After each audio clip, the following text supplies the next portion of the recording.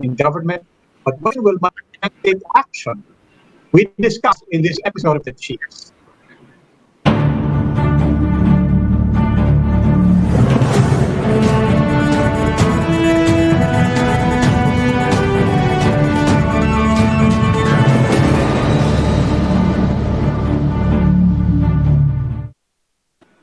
Welcome to this special edition of the Chiefs. With me right now are Ami Pamintuan, Philippine Star, and Lucy Cruz Valdez of News 5. Ladies, welcome. Hello. Hi, good Walang evening. gentleman. Wala tayong kasamang isang gentleman. Oo nga. Basang sisiw siya. Nabasa ng Nabaha, ulan. nabaha. Oo nga. Talaga? Ano? Ang lakas. Okay. Lakas. Yes. Talagang Okay. tagilan na tayo. Ami, anong balita? Anong tinitingnan niyo dyan? Puro bad news On the economic front, it's really bad. We'll find out later how bad it is kung sa tingin ng mga analyst natin. And of course, tuloy pa rin yung bad news sa PhilHealth. So, yan ang mga Talagang yung, the economy is really a big thing right now. So it dropped by 16% year on year. That's for the second quarter. And then if you take the entire first half, that's a drop by 9%, if I'm not mistaken, for the first half of the year. Yes. It's the worst. It's the worst recession. Ang ginamit na word sa analyst, crash landed. Talaga. Kaya naka-quarantine pa yata yun na nanonood pa rin ng Netflix. Anyway, nag-crash land daw ang ating economy. And I think it's going to impact on our response to the pandemic. This bad news. Mas malala pa sa 1981 recession eh. No? Panahon ni Marcos. Tapos and the lowest in 3 decades, no? Yes. And the lowest in Southeast Asia. Ayun. Ayun. Yung ba yung pasa natin ngayon Indonesia? That's another. Yeah. Yun. Kaya nga, another bad news. Puro nga masasama. Well, there is some good news. There is some good news, not on this front, but at least kahapon pinag-uusapan natin the Filipinos who were missing in Beirut. They're all accounted for. It looks like everybody's shaken up. Obviously, there's no way to escape what happened. But it looks like other than the two who died in injury, the injuries seem to be relatively minor. Certainly not as bad as one would have thought. We're within 1 kilometer of that blast. Yes, yeah, true. Well, at least it's no one is beyond curing, no? Yung injuries nila, while really severe, at least, diba, they're being treated, and although some of them have expressed the desire to come home. I'm not sure now with this news about the 16% drop in GDP year on year. I mean, baka mas malala pang hinaharap nila rito. Let's ask our guests. Yeah. Sige. Umpisahan natin. First, let's talk about PhilHealth pa rin. And we have our guest, Congressman El Rey Villafuerte. Wala pa siya. It's Si Mr. Punong Bayan na muna. yes, Mr. JC Punong Bayan. Unahin na muna natin yung Unahin pa natin si JC. Sige, okay. Let's bring in JC. Sorry. JC Punong Bayan, economist, columnist, rapper, and also may podcast yan. Nagko-collab kami yan. May podcast yan. Yung kanya usapang group. As a podcast economist. JC, welcome to the Chiefs. Good evening. Hi, JC. Magandang gabi po. Okay. So, gaano ba kasama? Bring it on. How bad is it? JC, we were bracing, obviously, for not good numbers. But last week, the BSP Governor Ben Jokno was sort of flagging already. Now, if it's between 10 to 15 to 16, medyo okay na siguro yun, basta hindi umabot ng 20%. But what was that? Was this what you were expecting? Well, to be honest, actually, I expected it to be worse. Pero relative to sa mga projections, for example, by the Bangko Sentral, initially they expected 5.7 to 6.7 decrease. Samantalang yung po sinasabi as much as 18%. it appears na mas malapit dun sa mas malala. So 16.5% is the worst actually since the records began after World War II. Kasi tandaan po natin na yung tulad po nung nabanggit kanina ay before this, we had the economic crisis during the martial law years. We experienced 9 consecutive quarters of negative growth. Lumiit po yung ekonomiya natin for 9 consecutive quarters na magkakasunod simula nung 1983 hanggang 1985. So that used to be the worst. Pero ngayon po ay it's much even worse than that. So we have a new record, we have a new worst post-war recession. Okay, now JC, of course, to be fair, the big context for everybody is COVID. The big context for everybody is lockdown. We know the dilemma for public health. We know the dilemma for our government leaders as well. But how much of the damage would you say was avoidable and within our control, and how much of it, in fairness, can really be attributed to an inevitable recession? Yes, Sir Robbie. So I used to think that it is inevitable because as we've seen in many other countries, mukha po talagang naging inevitable in their cases. Pero in our case, for example, you have to look only at the experience of Vietnam. Kasi Vietnam po, even with all these pandemic crisis, they actually grew by in the second quarter of this year by maliit lang naman po, so 0.4%, but it's still growth. So they managed to do that because they addressed promptly the pandemic as early as late January and early February. They had reliable contact tracing. They had localized lockdowns, so that afforded them the opportunity to actually reopen quickly. Meron din po silang nationwide lockdown back in April, pero that lasted for only 3 weeks. And after 3 weeks, they were able to reopen again. Kaya hindi po naging ganun kasama yung epekto sa ekonomiya ng Vietnam. We're just waiting for data from other countries like Malaysia and Thailand. Pero tulad po nung nabanggit kanina, we have the worst economic performance in ASEAN in the second quarter. And we have to contrast that with the news again today that we have the most number of COVID-19 cases. So parang on both the health and economic fronts, parang we have the worst of both worlds po. Okay, irrecoverable ba yung the fact that we came in late in terms of addressing the crisis or the pandemic rather? The fact that we locked down only in March, the fact that we started contact tracing only in March, and it wasn't a very good one, yung bang misstep na yun, irrecoverable ba yun?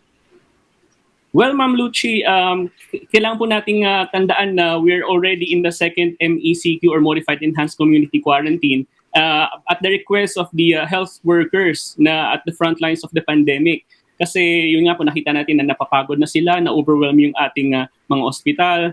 And we have to remember that in this crisis, nakatali po yung faith ng ekonomiya natin dun sa paano natin ina-address yung COVID-19 pandemic. So hanggang hindi po so magkaakibat po yan. So hanggang hindi natin nalulutas itong pandemic ay mukhang hindi tayo makaka-recover ng mabilis. So when it comes to the parang inevitability of it, ay parang we have to live with the fact na parang we've missed the golden opportunity back in January and February where we could have contained the crisis just like Vietnam had done. Well, in So the kulang ba yung package? Kulang ba yung bayanihan to heal us one? Kulang ba yung stock? Kulang ba yung 162 billion COVID? Kulang ba? Was the size not enough? Yes, Ma'am Lucy, lahat po yan ay kulang. So, for example, if you remember, we have the social amelioration program that was only good for 2 months. Pero ngayon po, hindi na nasundan yun. So, at in itself, ay naging maliit po yung amount na 5,000 to 8,000 per family. Tapos 2 buwan na, tapos hindi na nasundan, samantalang August na. So, in other countries, for example, in the US, meron po silang tinatawag na stimulus checks. So may mga individuals po na nakakatanggap ng as much as $1,200 per person. And right now, I think nasa second round na sila ng stimulus checks. Pero pagdating po doon sa mga, so that, doon pa lang po ay kulang. Doon po sa mga economic rescue packages na hinahain ngayon sa Kongreso, like the Bayanihan to Recover as One Act, ang ayuda po doon ay 140 billion. Samantalang yung pong nawala sa ating GDP from second quarter last year to second quarter this year ay tumataginting po na 820 billion. So six times na mas kaysa dun sa 140 billion sa Bayanihan to Recover as One Act. So hindi po talaga proportional yung economic aid.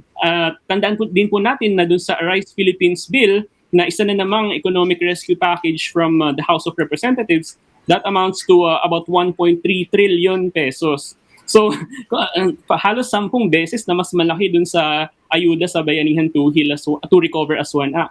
So nakakalungkot na nagiging fiscally conservative po yung economic managers dahil concerned sila sa debt, sa deficit. Pero ito po yung panahon para hindi tayo mangiming gumastos para sa taong bayan kasi nagkakasakit na ito. But JC, sabi ng Bangko Sentral, sabi ni Ben Jokno, the worst is over. And they're predicting a swoosh type recovery. Do you agree with that? That the worst is over? Actually, yung swoosh recovery, hindi ko po na-encounter sa kahit anong economic textbook yan. So, wala pong swoosh, walang stick. It's the worst over. Hindi ko nangyayari. Basically, I think what they're saying by swoosh, di ba, as opposed to a V-type recovery, it's basically a steep drop and then a very, very slow recovery. Pero kung titingnan po natin yung economic decline ngayon is very steep. Parang it's really a nosedive. From the 0.7% in the first quarter to 16.5 is a nosedive.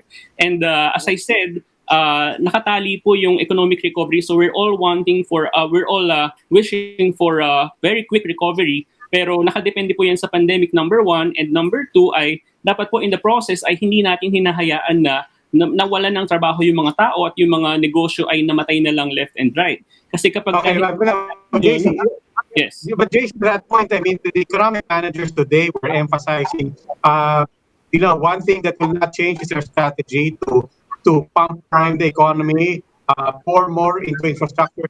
Can we build our way out of this crisis? Well, Sir Robbie, there are serious concerns when it comes to build. So they're touting it as a way to recover, but a number of reasons why that may not be the case. For example, even before the pandemic, you will note that they had a lot of trouble when it comes to implementing all these projects. In fact, they had to revise the original list of projects, realizing that many of them turned out to be unfeasible in the first place. And what more now, kung saan limitado po yung galaw ng mga tao, at mahirap i-jumpstart yung infrastructure projects just like we did during before the pandemic. And then number two, you will also note po na merong mga economic rescue packages in Congress that are tying the recovery to, for example, local infrastructure projects amounting to 1.5 trillion pesos. Pero may mga nangangamba po na baka maging vehicle po ito for the pork allocations of lawmakers in the next 3 years. So a lot of concerns po, especially dun po sa implementation side of build. Okay. But okay, JC, what would constitute a good recovery plan? Does this mean uutang na naman? Does this mean never mind the fiscal checks, let's just borrow money when we can?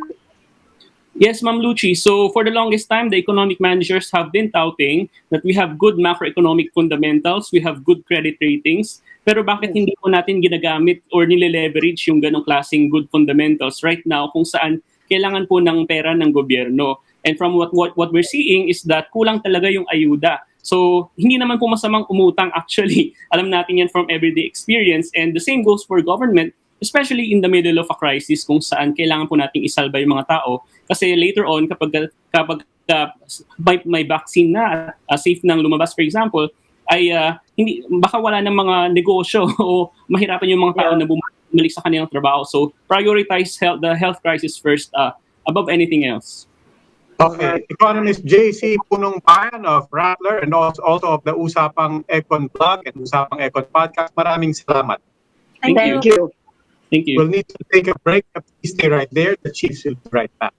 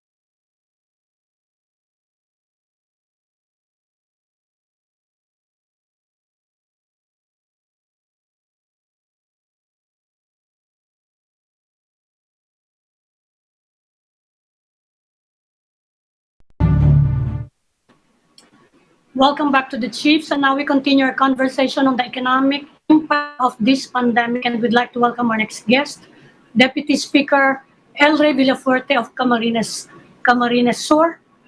They passed the Bayanihan 2 Act last night on second reading.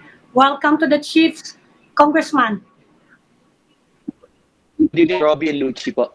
Yes, good Good evening. evening, sir. Good Yes, evening, sir. Formality na lang yung third reading nun, ano? So it's really good as passed the Bayanihan to recover as one act. Sabi ni Secretary Carlos Dominguez today, kailangan daw, well, he was actually reiterating a position na kailangan, kung ano man yung maipasa sa Bayanihan, kailangan may pondo at mukhang nauubusan na tayo ng pondo.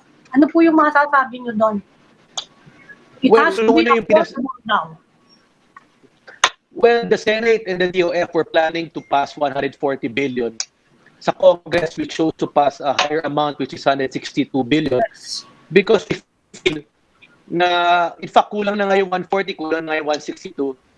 So we feel that, I think additional 22 billion, kaya po yan na makahanap ang gobyerno. Dahil, you know, while other countries are increasing their budget deficit, borrowing money, I think dapat ang Philippines rin ay kailangan to spend more to stimulate the economy. For your info po, Congress has passed two stimulus bills. Yung CHIEFS Act, which is 1.5 trillion, then yung ARISE, which is 1.3 trillion. I was listening to the interview earlier dun sa guest nyo po. The best stimulus talaga is infrastructure. Why? If you will look at the Asian financial crisis, World War I, World War II, the New Deal, lahat po yan pinag-aralan ko, Marshall Plan. The economy, they bounce back the economy because of infrastructure. So we believe kailangan infrastructure talaga because ang multiplier effect niyan times 3.5. So if you spend 1.5 trillion, times 3.5 ang multiplier effect over 5 trillion. However, yung bayanihan kasi, we don't consider this a stimulus eh. Para sa amin, this is only a stopgap measure until December. If you will look at the bill we passed, this will only be effective until December. So meaning, the 162 billion has to be obligated and spent by December. And by that time, we would have already passed the 2021 budget. Okay. Pero dun lang sa point about build. I mean, this was something that JC Punong-Bayan and some economists have been pointing to. Two points about infrastructure spending. One is, yes, malaki yung dividends and infrastructure spending and so on. On the other hand, when they say, when you look at the track record of build, and the absorption capacity of government, the records and the numbers don't really look very impressive. And they're saying, if in normal times we're underspending for build, what more in this time of lockdowns and crisis? May kasi misconception sa build. When you talk about build, it's not only the the big ticket items na sinasabing hindi makompleto. Let's just say, meron raw 60, only 8 were implemented. Pag big ticket talaga, it takes 2 to 3 years. However, if you look at the economy, we grew the past 3 years. Ang laki ng growth natin, 6 to 8% because of the build. Nag-grow ang construction, employment went up. Because hindi yung build, big ticket items. Yung build na nararamdaman sa down to the barangay level. Kaya napakataas ng rating po ng ating Pangulo pre-COVID because ramdam ng tao, may bagong tulay, may bagong kalsada na implementable within 6 to 12 months. So yun ang sinasabi namin. Nung pinasa namin yung cures, yung COVID unemployment reduction, economic stimulus, dapat ang implement ng gobyerno, yung shovel ready, 60 to 90 days, implementable. Ano ba yan? Tulay, kalsada, water system, more schools. So I disagree with the JC na sinasabi niya pork yan. Wala na pong pork yan, the line item po yun eh. In fact, what would you, I will ask the people now, kayo po, what would you rather do? Implement a 2 billion bridge in Metro Manila or 100 million in 20 barangays? So what I'm saying is, dapat yung nag-trickle down na infrastructure. So infrastructure really is the engine of growth. Proven na yan all over the world. But ang dapat, yung shovel ready po. Meaning, by the time it got approved, within 90 days, tapos po yan. So yan po ang tinutulak po ng Kongreso. in terms of ever of addressing the COVID needs, yung immediate needs, because even with shovel-ready projects, people will have to wait another 3 to 4 to even 6 months. No, in the meantime, we're having to deal with this pandemic. And according to Bloomberg, our 140 billion Bayanihan to Heal Us One budget is the smallest in Southeast Asia, even just for the cure. What do you have to say about that? Is there any way we can increase this? Well, ang stand ng Congress, ma'am, we agree with you, napakaliit. That's why we passed 1.3 trillion na RICE bill and 1.5 billion na cures. That's total 2.8 trillion. Yan ang gusto namin. But however, Congress cannot pass a bill with no revenue source, ma'am. Illegal po yan eh. So kailangan i-fund po talaga yung dapat sabihin ng gobyerno, this is what we have. Ngayon, sabi ng Department of Finance, we only have 140 billion for Bayanihan 2. Kami naman, kulang naman yan, 162. Why? Kasi while we grapple with the economic problem, yung COVID problem kailangan priority. Kasi sinabi nila, ang key raw is test, isolate, treat. Yes. Kung titignan nyo po yung bill ng Senado, karamihan po doon, test lang. Naglagay sila ng 10 billion testing equipment, PCR. Sa Congress, holistic. Meron kaming testing, meron kaming building of isolation and quarantine areas, meron kaming additional fund to provide mask and PPE to the poorest of the poor.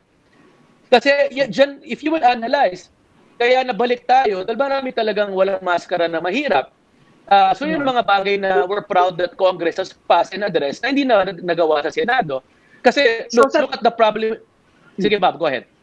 Sa tingin niyo po ba enforcement ang mali? Doon ba nagkakaroon ng gusto? Mama, I've been reading a lot eh. Ang talagang solusyon talaga sa atin, discipline. Within ourselves. Pag sinabing lockdown, huwag kang wear mask, social distance, then huwag kang lumabas. Hindi ka naman nangyari sa LSI mo, ma'am. Umuwi, natapos ang lockdown, umuwi sa probinsya, ang sabi, mag-quarantine ka ng 14 days sa bahay mo. Anong ginawa? Hindi sumunod, nakipag-inuman, nag-grocery, nakipagbarkada, doon kumalat ang LSI. Kaya dumagdag po yung natin eh. Kasi, for example, in Camarines, 4,000 po yung LSI na napauwi namin, ni isa walang COVID. Bakit? Kinuwarantine po namin ng 14 days eh. Anong nangyari? Yung nag-umpisa ng home quarantine ng tao, walang disiplina, hindi nag-test, may simptomas na, nagkalat. So, I think the basic problem is discipline. Yan po ang ginagawa sa Korea and possibly Vietnam mo. Ano sila communist country. Talagang takot sila sa batas.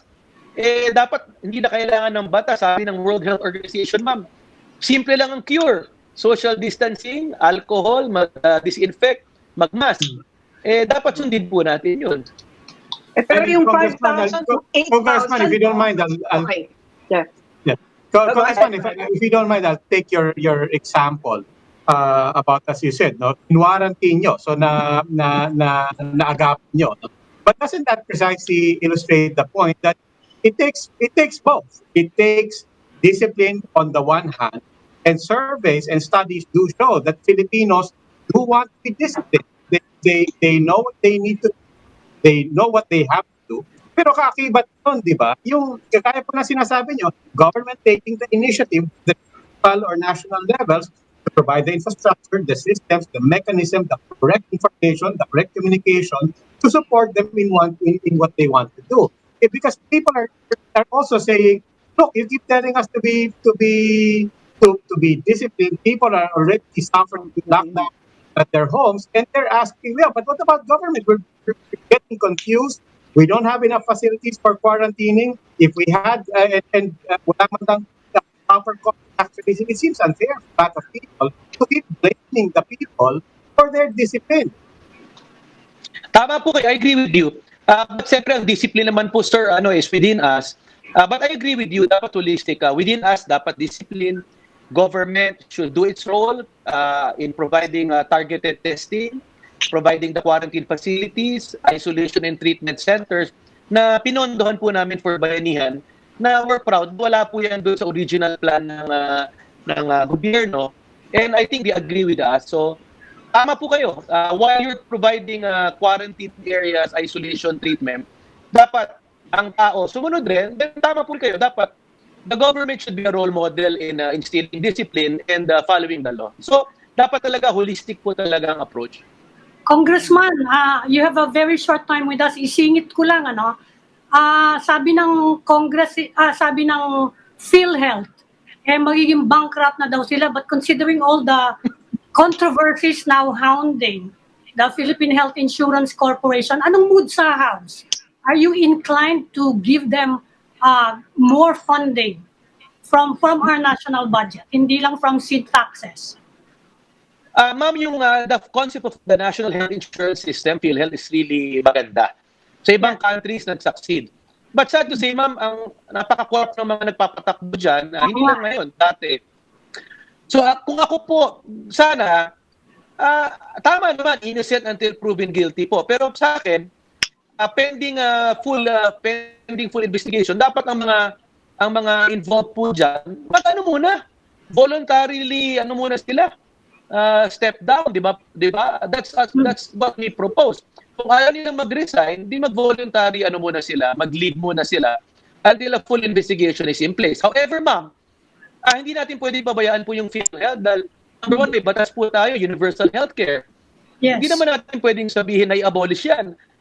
Napakagandang programa, nasisira lang dun sa nagkakailang mga tao na nagpapatakbo. Yeah, so we have to support the PhilHealth, but I disagree also na bankrupt sila. Kung titingnan mo yung yung pera nila, may pera pa po sila, over 100 billion. Mali po yung sinasabi nila. Totoo po bumaba yung collection dahil yung premiums na bumaba. Pero hindi po totoo na bangkarote sila. So you're not inclined na kung hihingi silang dagdag na budget, hindi kayo inclined na ibigay yun at this point? Ma'am, we have to give them. The same way that sa DSWD, nagkaroon ng problema sa SAP, but yung nag-lockdown MECQ na 2 weeks, ma'am, papabayaan ba natin because sa kapatpakan ng ibang tao? I think that is the Congress job, number one, to give the money. Then, as part of its oversight, siguro tuloy na lang na kung sino may kapalpakan, kasuhan administratively. Siguro, ma'am.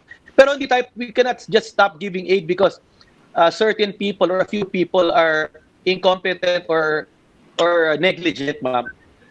Okay. Deputy Speaker El Rey Villafuerte of Camarines Sur.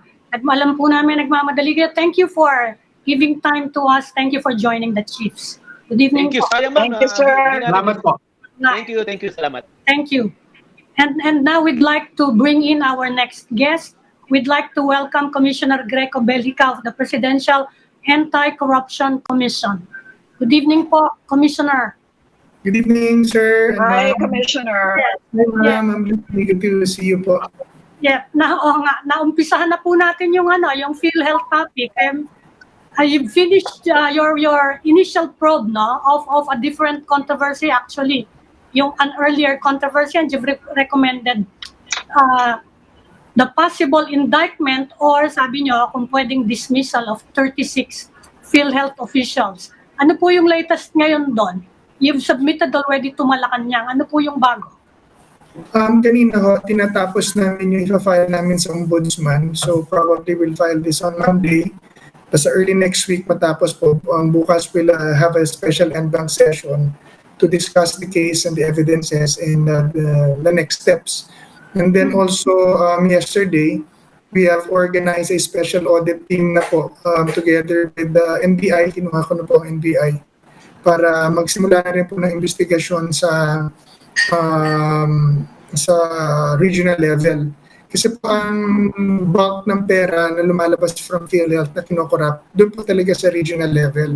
So meron fragmented kasi sila parang iba-ibang teritoryo nila per region. So yung sistema nila, which is an IT system that does not have a validation mechanism to check the itong mga billing na at claims na kinukuha ng ospital sa kanila, andun po ang transaction nila. So parang yung ospital papadala sa kanila ng claims tapos wala namang validation mechanism. So si manager pagbabayarin naman si PhilHealth, tapos kukunin yung kanyang parte. And that has cost the government over 154 billion pesos conservatively, according to COA, and around 2 billion pesos a month po. So yan po ang priority natin. Ma-plug kagad yung sistemang yan by changing the internet technology solution na hawak na naman po nila, na meron ang daming offer sa kanila na no cost to government para mapalitan yung sistema nilang fragmented. Yun ho talaga ang priority dyan. Then next, yun na pong pagpapahuli na natin, pagpakakaso at pagpapakulong doon sa mga nakinabang po siya na opisyal at mga ospital. So, nag-expand na rin yung probe nyo sa ongoing, kasi iniimbestigahan ngayon ng Senate saka ng House eh. So, nag-investigate na rin kayo in this latest allegations. Nauna ho kami. August po kami last year, if you remember, doon po, ako actually doon ako akong pasok dahil yung pinatawag sila sa Senado, tapos dinismiss sila lahat ng Pangulo, yung buong board. Doon po, so August yun, tapos pumasok yung pandemic, so nagkaroon naman silang controversy sa test kits. Tapos I'm saying, are you also talking to Mr. Torson Kit? Siya yung bago ngayon eh. Hindi ko siya kinausap ang personal after nitong lumabas siya. Nakausap ko lang po siya noong text. One time, tinanong ko kung siya ba yung nag-resign. Pero hindi ako naman nakapag-usap. Pati nabasa ko rin yung statement niya na inutusan siya ni General Morales makipag-usap sa akin allegedly, na hindi naman po nangyari dahil hindi ko tulutan yun sa opisina ko. But in the meantime, sir, clarify ko lang po yung proseso, no? As certainly as far as the commission is concerned. Ano po ba ang kinatatayuan na? Ano ba tinitindigan natin when we say we might commend the filing of charges against these officials, especially with respect to ongoing COA and forensic medyo breaking po kayo, sir, pero parang tinatanong niyo yung proseso sa commission, paano kami mag-file ng charges.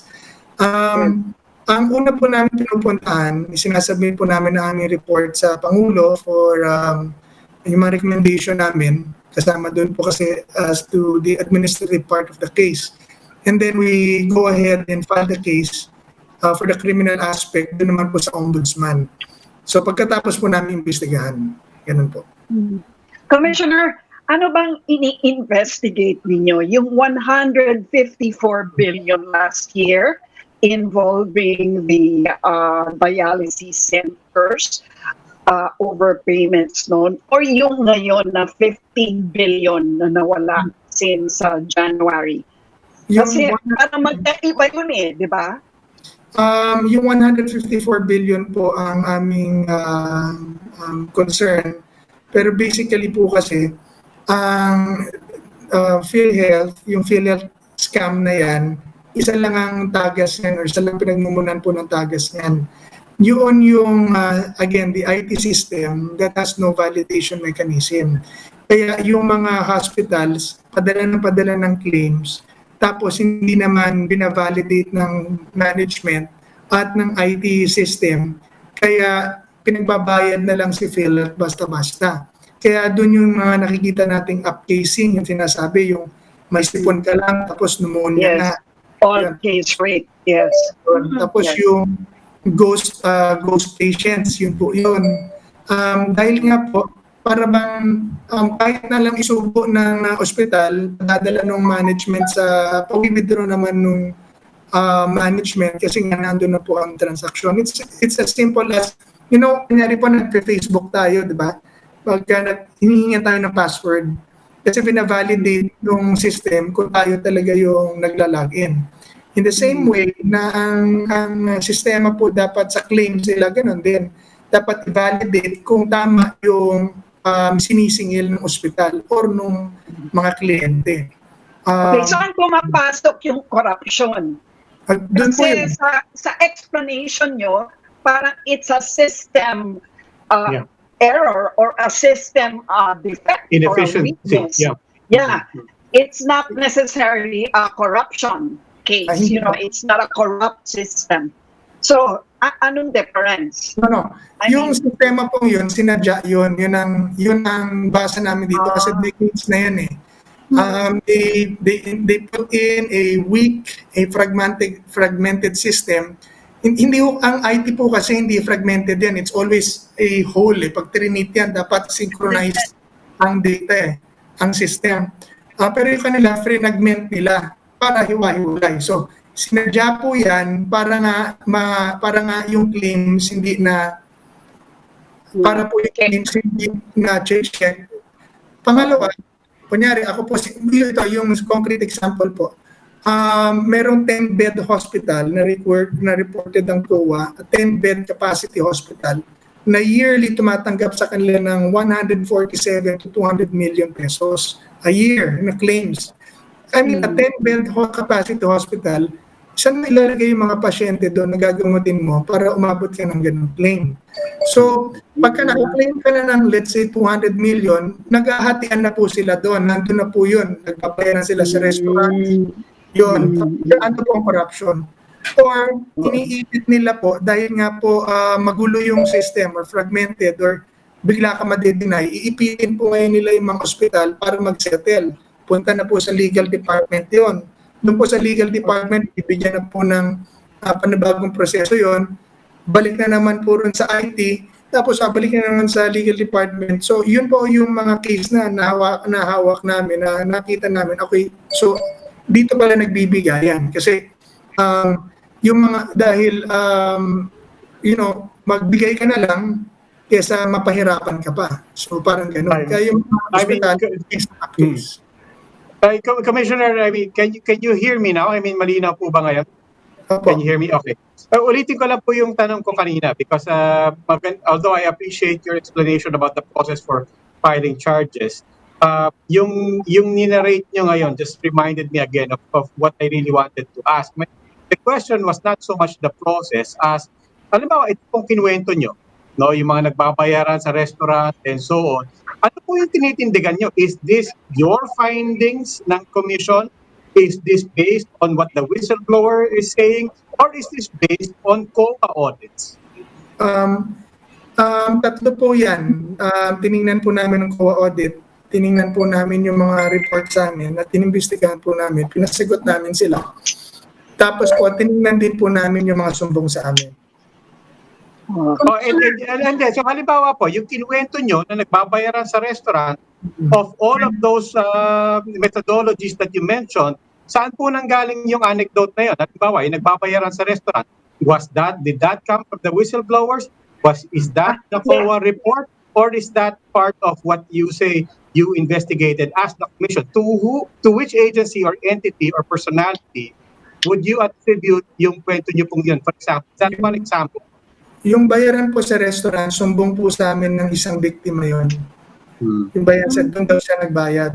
That specific example. So, I hope I was there to conduct an entrapment operation, pero hindi na po umabot yon. Kaya po siya nagsumbong sa amin dahil nasobrahan na po siya. At saka parang nasobrahan na siya inipit, sobrang na hinihingi. At magsasara na yung hospital niya because of this. So, nag-confess siya sa amin. Actually, ang sabi ni Torson Montesquite, widespread corruption daw sa PhilHealth, and he's attributing it to a mafia or a syndicate. So kayo, you've been conducting your investigation for several months now. Do you agree with this assessment? Tama ba yun? Ako personally, ma'am, yung word na mafia is quite abused. Parang, I do not believe na merong isang malaking mafia syndicate dyan na nagpapatakbo ng lahat. Because yung structure na organization ng PhilHealth, hindi siya yung isang centralized structure. Meron na pwede mong patakbuhin na parang mafia style. Kasi require po yun ng isang mafia organization, yung structure. Ang PhilHealth po broken down sa regions eh. So pati yung release ng pera at mga transaction is done in the region. So kung meron man mga connivance dyan na nagiging mafia, it's broken in the region. So meron sila mga kanya-kanyang mga quote-unquote mafia sa regions. Tapos dito naman sa national government, iba naman po ang case dito nung kung mayroong quote-unquote na mafia po dyan, but it's really more of a connivance and conspiracy of criminal-minded people kung paano nila i-squeeze out ang pera sa gobyerno. Dahil dito naman po sa national government, siguro ang office ng PhilHealth, siguro ang pinagkakaperahan nila dyan na nakikita namin, yung mga bidding, ito yung mga binibili na 2 billion pesos na mga IT equipments, yung mga computers na sobrang outrageous, and yung mga cases po ina-reglo nila. Kasi one fact sa PhilHealth po, kaya po tumagal ng ganyan ang corruption, wala pong nakasuhan yung ahensyang yan na naisang pa man lang sa ombudsman. Lahat po na ikinaso ng mga legal nila sa region, pagdating sa taas na didismiss o nawa-whitewash. So walang napaparusahan talaga, kaya yung mga tao are still there. Yun. But you agree na widespread siya. And how high does it go? How high does it go, yung corruption? Ang sa amin po, dito sa 36 namin, meron kami mga iniimbestigahan dito na nasa board level, tapos meron ding execom level, tapos meron din pong regional levels. So yung regional levels po kasi are mid-managers na po yan, mid-level managers na po yan, hindi rin mababa. Commissioner, specifically, what can you say about the fact that the president has already said that he still trusts CEO Morales? Number one, the president knows best. He does still trust Mr. General Morales. Kasi gano'n naman po talaga ang trabaho namin sa Pangulo ever since lahat ng kaso dinala namin dyan. Ang hinahanap ng Pangulo is ebidensya. So, yun naman po ang trabaho namin is to prepare the evidence, do the investigation, and submit to him a complete, solid report na totoo. Boss, pagka may sisibakin, boss, totoo na nag-participate ito dahil ito ang ginawa niya. So, yun po ang trabaho namin na dadalhin sa kanya. So, until he sees that for himself, hindi ko magsasabi na sisibakin yan. Okay, I mean, but Commissioner, short of sibakin, as far as the Commission is concerned, ano pong direksyon nyo in your investigations with respect specifically to PhilHealth President and CEO Ricardo Morales? Are you still investigating him? You mentioned it was as high as the board, as high as the EXCOM. On the other hand, the President says he vouches, he believes still in the integrity of Mr. Morales. So where does that put the direction of your investigation with regards to Mr. Morales? Ang standing order naman po sa amin is do your job, investigate, file charges, and bring me the evidence. So, ang trust naman ng Pangulo ends pagka nakitaan kanya ng talagang ebidensya. So, yun po ang trabaho namin. In fact, yung iniimbestigahan po namin si General Morales, and he knows that dahil pinadala po namin ng subpoena yan at tumasagot siya. So yes, meron siya investigations namin. Hindi ho dahil sinabi ni Presidente na I still trust him, tapos sinabihan naman kami na tigil niyan. Wala akong ganun. Gawin niyo ang trabaho niyo, yun ang order sa amin. And without prejudice, sir, to how you're gonna conduct the investigation moving forward, nabanggit kanina ni Luchi, that the problems that are coming out in Congress really fall under two categories.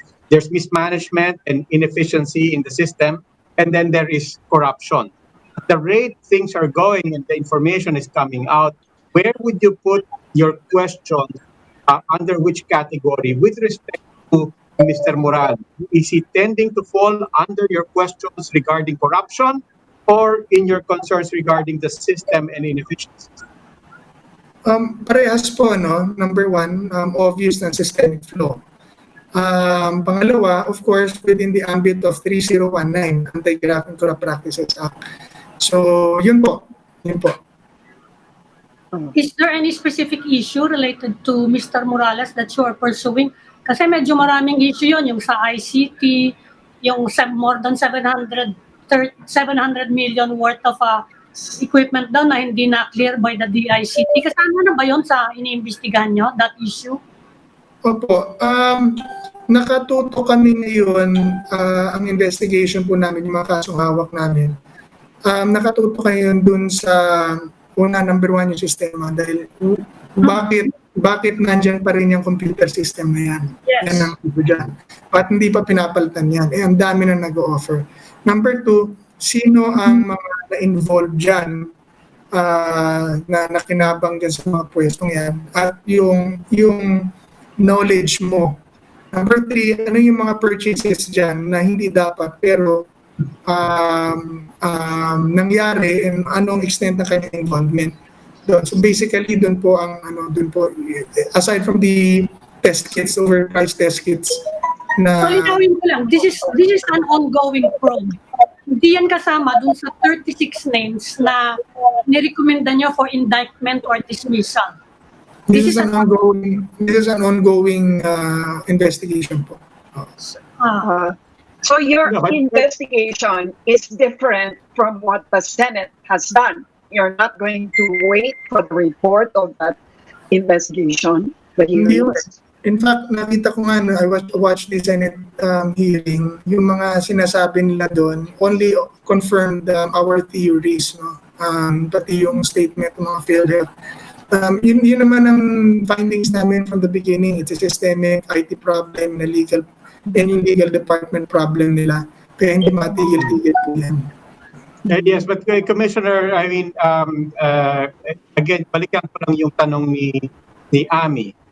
Because, ayun nga, sinabi niya, notwithstanding what you said, that this is an ongoing investigation, one would assume this is an ongoing investigation with respect to everyone. And yet, you have come up with a number, 36 people, as you said, ranged from regional to Execom to board members. Bakit po, why does it stop short of Mr. Morales being part of that if mula sa mga galamay sa regions hanggang sa kataas-taasan na Execom hanggang sa pinakamataas na board, how come hindi man lang nahagit doon si Mr. Morales with respect to notwithstanding what you're saying that this is a pending investigation for everyone, one with, as you said, kasama si Mr. Morales doon, bakit siya hindi nahagit doon sa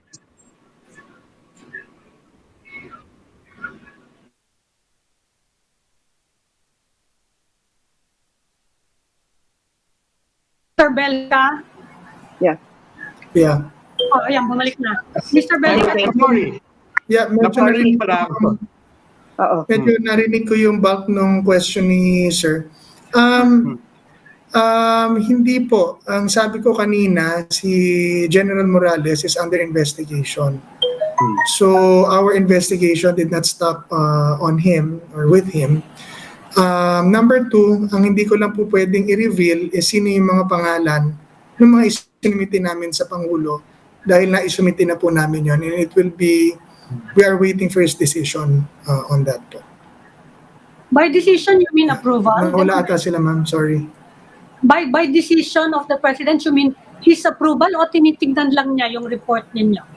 Do you need his Ma'am Luigi? approval to file charges? Yeah, nawala po ata sila. Ayan.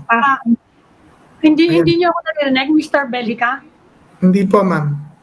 Sorry, ako, naririnig niyo po ako. Ngayon po, naririnig na kita. Nawala po kayo.